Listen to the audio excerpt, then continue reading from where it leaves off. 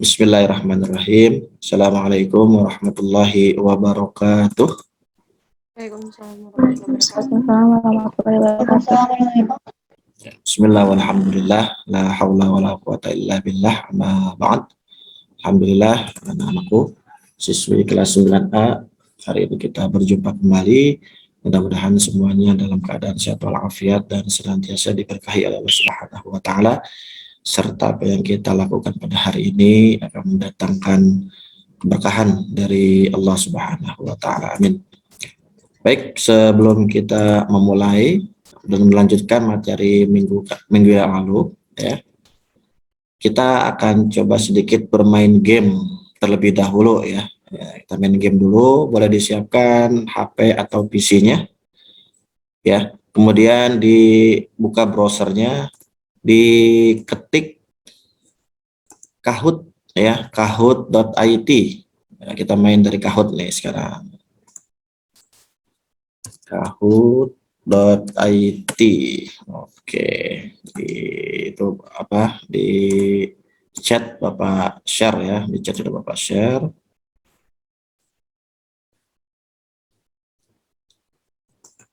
Oke, sudah masuk semuanya? Sudah masuk ke Kahoot-nya, silakan ketik PIN-nya, ya. PIN-nya adalah 451 2940. Sekali lagi, 4512940. Fedia Jelila juga sudah masuk. Oke, Hasna juga sudah masuk. Oke, 17. 18 ya, 18. Oke, satu lagi. Sudah masuk kah? Atau sudah, kita mulai saja? Kita mulai saja ya, nanti takut waktunya habis buat main game aja nih.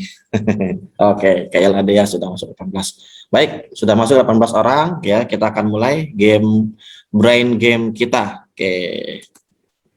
Oke, tema kita adalah tentang dinamika Pancasila sebagai dasar negara.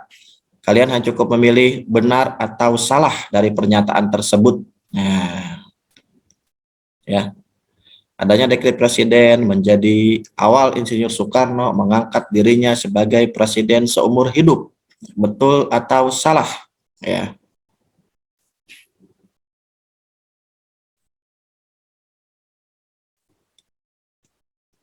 Oke, 3, 2, 1, habis waktunya. Oke, ya, ada 13 orang yang betul menjawab, ada 6 orang yang salah menjawab. Oke, kita lihat berapa skor masing-masing 5 besarnya. Fedia Jelila termasuk sementara ini di 965, ya. Kemudian Putih Konita, Zihni, Sarah, dan Siva. Oke, baik. Soal kedua. Benar atau salah? Hambatan pelaksanaan Pancasila setelah kemerdekaan adalah faktor eksternal, yaitu agresi militer Belanda 1 dan 2. Nah, betul atau salah?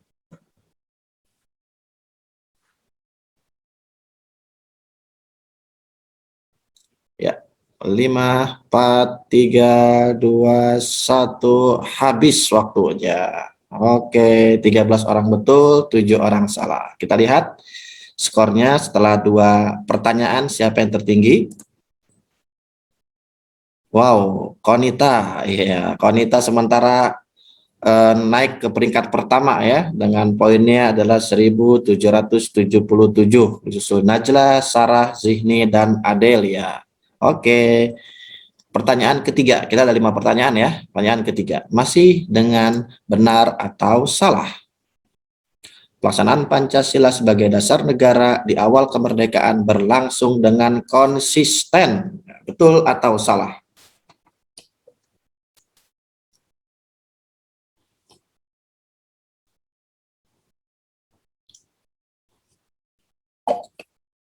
Oke, 4, 3, 2, 1, selesai. Ya, ini 9 orang yang salah menjawab dan ada 11 orang yang betul menjawabnya. Oke, kita lihat skornya berapa. Wow, Putih Konita ini masih membara nih, masih on fire ya. Masih urutan pertama dengan poin 2758, disusul Sarah, Zihni, Zahra, dan Reva. Oke, kita lanjut pertanyaan keempat. Salah satu keputusan KMB, Indonesia menjadi negara RIS atau Republik Indonesia Serikat. Betul atau salah?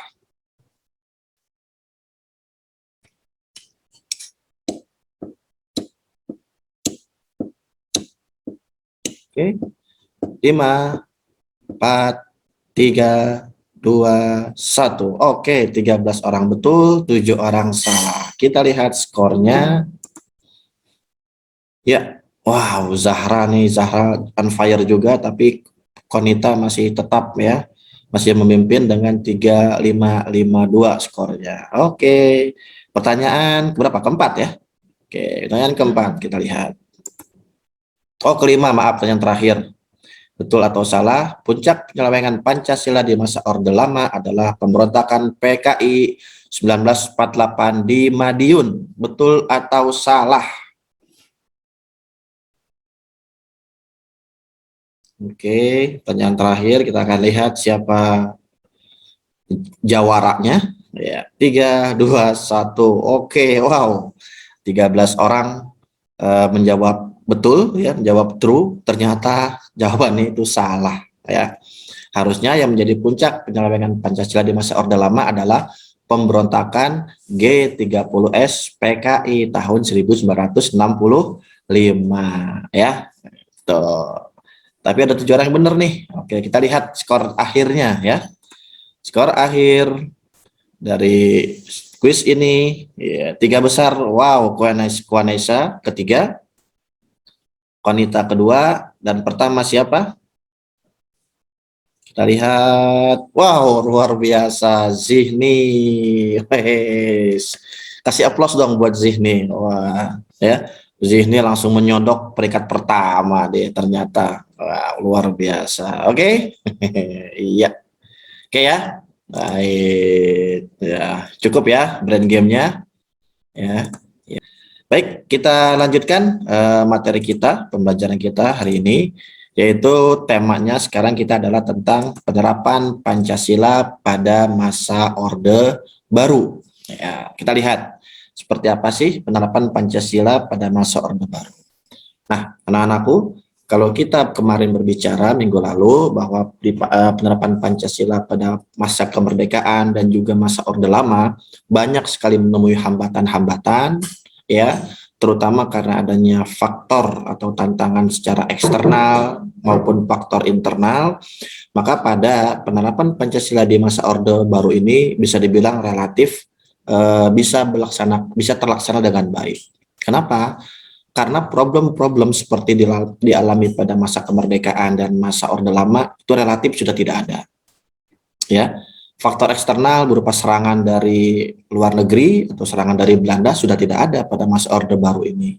Dan relatif pada masa Orde Baru perpolitikan pun lebih apa ya, lebih damai gitu ya, lebih santun, tidak bergejolak. Ya, nanti kita akan lihat seperti apa sih strategi dari Orde Baru ya, terutama strategi dari Pak Harto untuk membuat politik ini relatif lebih adem sehingga tidak terjadi bergejolak ya di kalangan para politisi. Nah, masa Orde Baru ini bisa dilaksanakan atau bisa dimulai ketika Soeharto diangkat oleh MPR untuk menjadi presiden.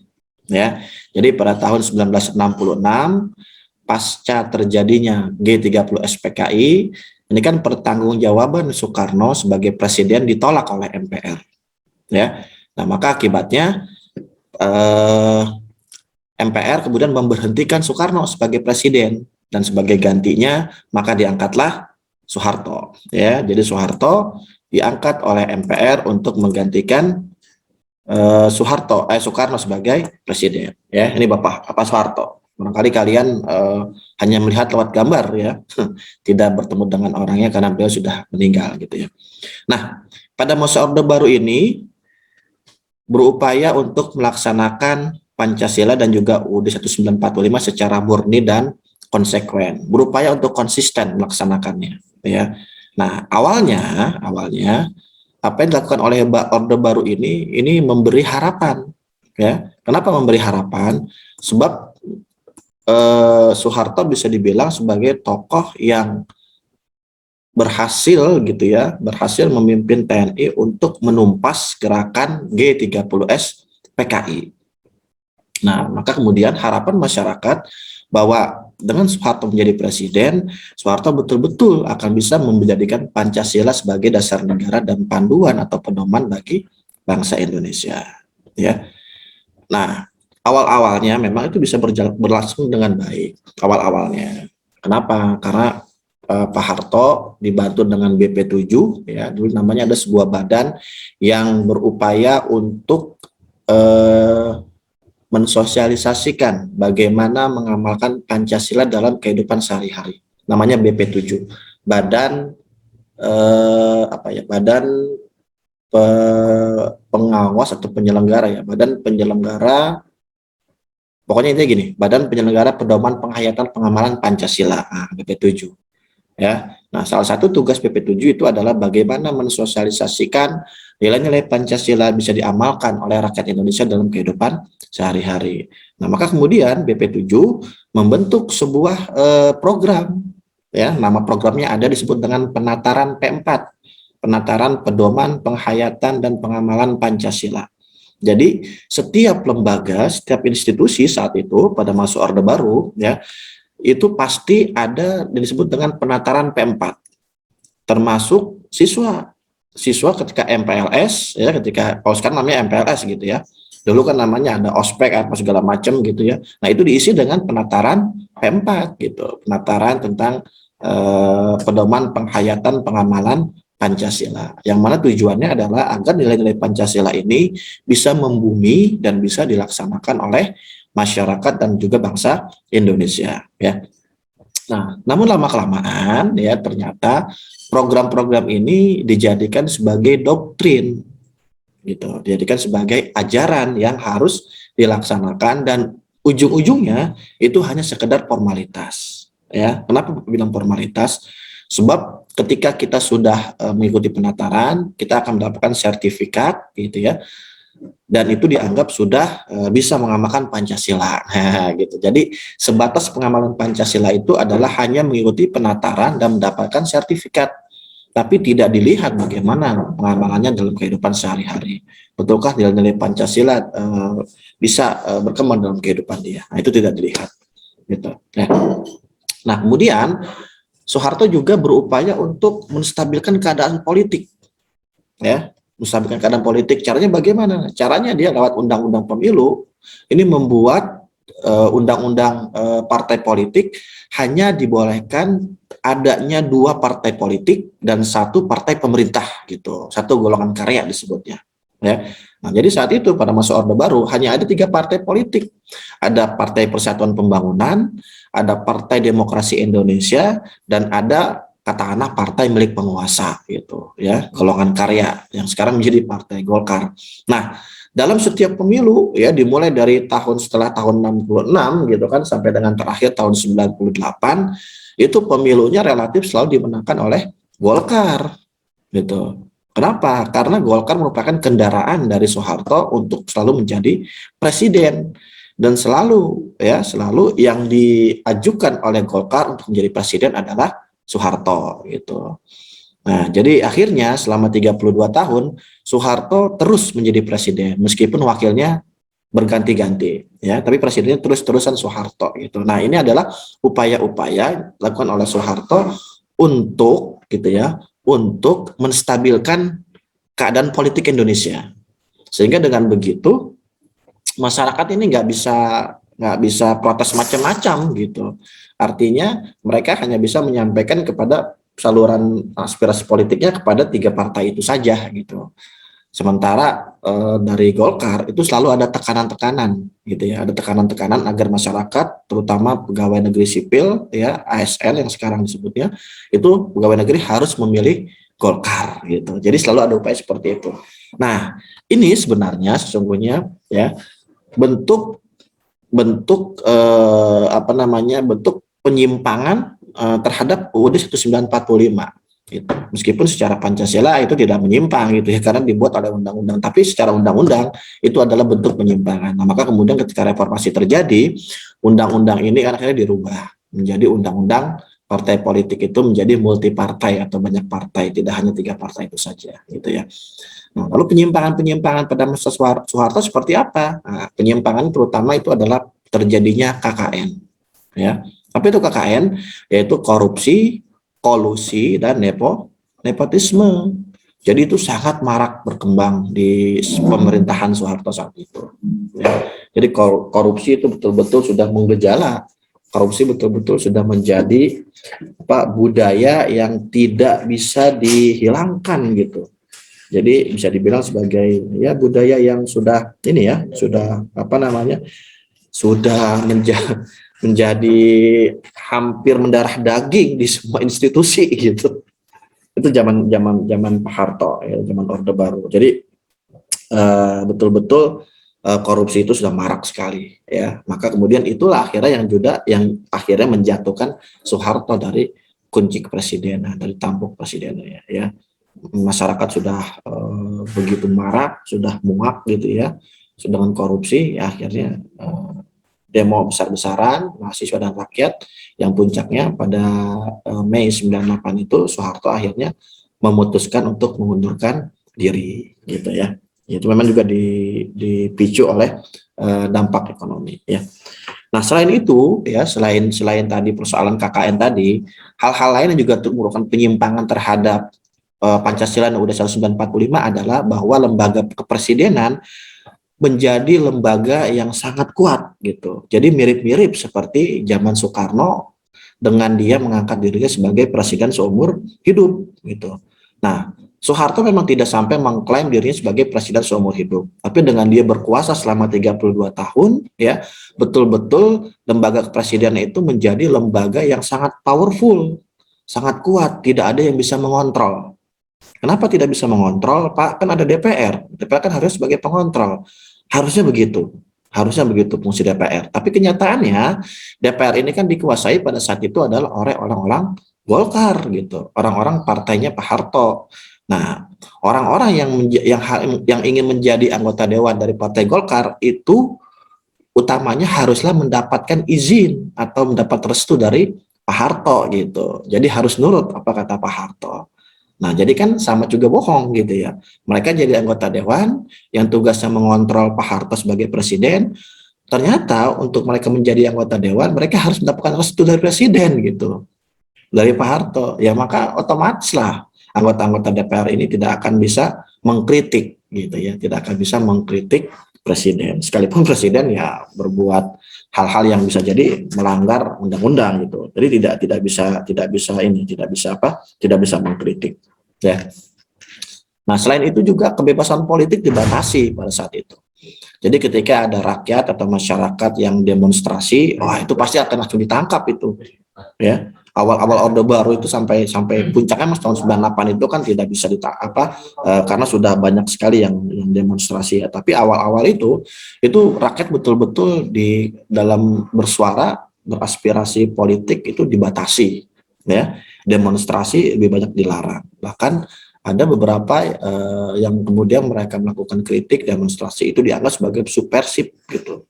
Subversif itu adalah upaya untuk menjatuhkan pemerintah gitu. Jadi ditangkap banyak kan. Jadi betul-betul zaman Orde Baru juga nih kebebasan itu sangat dibatasi ya, termasuk pers. Pers itu tidak boleh mengkritik pemerintah. Ketika pers misalnya atau koran atau televisi atau media cetak itu melakukan kritik kepada pemerintah, besoknya pasti ditutup medianya. Itu ya, itu zaman Pak Harto itu. Zaman Pak Harto seperti itu zaman Orde Baru. Ya. Jadi betul-betul lembaga kepresidenan itu memegang kekuasaan yang sangat besar sehingga bisa dibilang anti kritik. Ya. Nah, sampai puncaknya tadi Bapak ceritakan ya. Krisis ekonomi yang melanda Indonesia, efek dari dunia tahun 98, ini kan akhirnya menjadikan rakyat dan mahasiswa demonstrasi besar-besaran. ya, sehingga akhirnya pada 98 tersebut Pak Harto turun ya karena dituntut oleh pemerintah, oleh rakyat dan mahasiswa ya. Jadi Pak Harto turun ya, menuntut Presiden Soeharto turun. Nah, setelah turunnya Presiden Soeharto, maka masuklah pada ini nggak ada lagi slide-nya. Masuklah kita pada era yang disebut dengan era reformasi. Ya, era reformasi itu ditandai dengan turunnya Presiden Soeharto, kemudian naiknya Pak Habibie sebagai presiden. Nah, pada Pak Habibie sebagai presiden ini awal-awalnya sangat luar biasa. Ya. Kenapa? Sebab kebebasan pers sudah dibuka. Kemudian partai politik diberikan kebebasan juga, yang tadinya hanya 3 partai, ya kemudian diberikan kesempatan untuk mendirikan banyak partai. Nah, sehingga kemudian ya pada tahun 99 terjadi pemilu, itu bisa dibilang sebagai pemilu paling demokratis pertama di era reformasi yang terjadi. Karena di masa Orde Baru itu pemilunya bisa dibilang cuman pemilu main-main gitu. Karena sebelum pemilu pun kita sudah tahu siapa pemenangnya gitu. Pemenangnya pasti Golkar saat itu ya.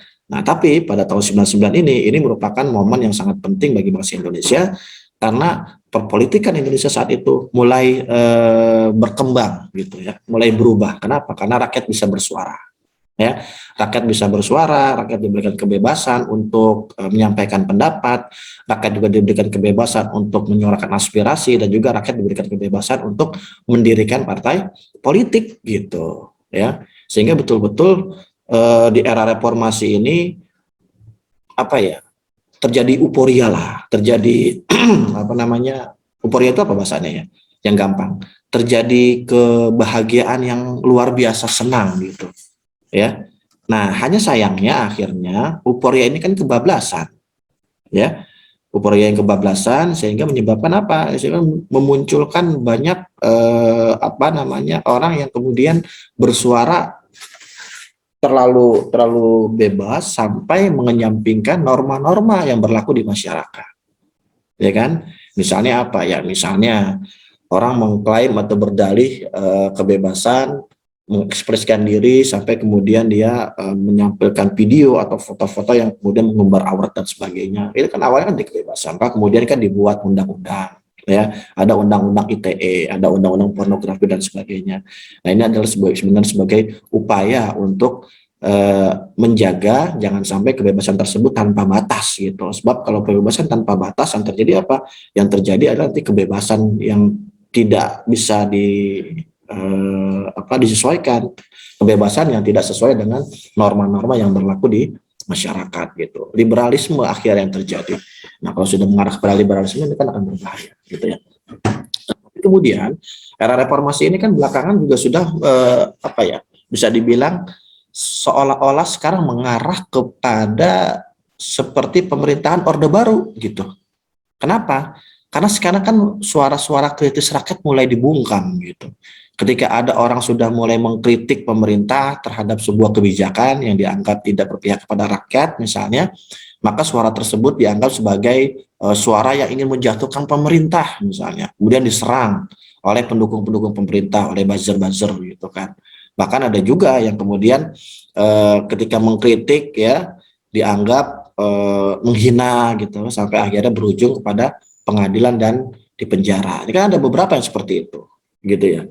Nah, ini sebenarnya juga ini menjadi bisa dibilang merupakan problem bangsa Indonesia di era reformasi saat ini menerapkan Pancasila dan juga UUD 1945 gitu. Jadi tetap aja dari setiap masa itu mulai dari Orde Lama, Orde Baru, bahkan Orde Reformasi ada masalah-masalah tersendiri.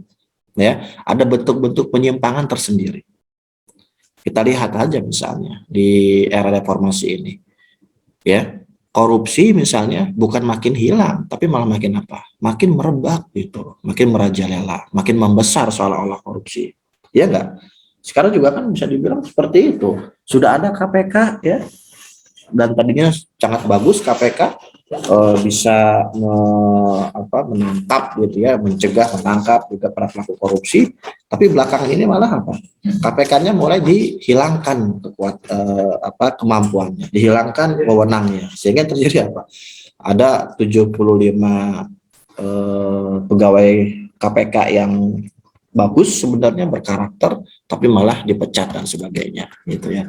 Jadi ini juga nih upaya-upaya sebenarnya yang merupakan upaya penyimpangan atau penyelewengan dari Pancasila dan UUD 1945 gitu ya. Jadi sekali lagi ada banyak problem lah ya, ada banyak problem yang terjadi di masyarakat kita, baik itu di era Orde Lama, Orde Baru maupun reformasi dalam pelaksanaan Pancasila dan UUD 1945 gitu ya. Baik, sampai di situ ada yang ingin ditanyakan? Bapak persilahkan. Hadir. Ya, silakan. Ada yang mau ditanyakan? Nggak ada? Cukup jelas? Ya, mudah-mudahan cukup jelas ya. Nanti silakan kalian buka kembali e-learningnya. Di situ ada materinya ya, materi yang Bapak berikan, baik itu dalam bentuk tulisan, PDF maupun videonya. Nah, di video juga itu Bapak jelaskan sih bagaimana penerapan Pancasila dari masa kemerdekaan sampai dengan masa reformasi ya. Bapak jelaskan seperti itu. Oke, hari ini kita tidak ada tugas ya, tidak ada tugas. Jadi tugasnya masih melanjutkan yang minggu lalu ya. Jadi tugas yang minggu lalu itu Bapak berikan durasinya 2 minggu ya. Dan sampai hari ini baru 14 orang yang menjawab atau yang mengisi tugasnya, menyelesaikan tugasnya. Maka sisanya yang belum silahkan segera diupload ya. Sampai dengan hari Selasa yang akan datang. Gitu ya, paham ya? Oke, baik, itu saja yang dapat Bapak sampaikan. Terima kasih atas segala perhatiannya. Jangan lupa nanti dibuka e-learningnya ya, dicek baik itu file PDF-nya maupun file videonya untuk disimak kembali oleh kalian ya. Kita akhiri sama-sama pertemuan hari ini dengan mengucap hamdalah. Alhamdulillahirrabbilalamin. Kita tutup dengan doa kafaratul majlis. Subhanakallahumma wa bihamdika asyhadu an la ilaha illa anta astaghfiruka wa atubu ilaik. Assalamualaikum warahmatullahi wabarakatuh. Ya, terima kasih semuanya.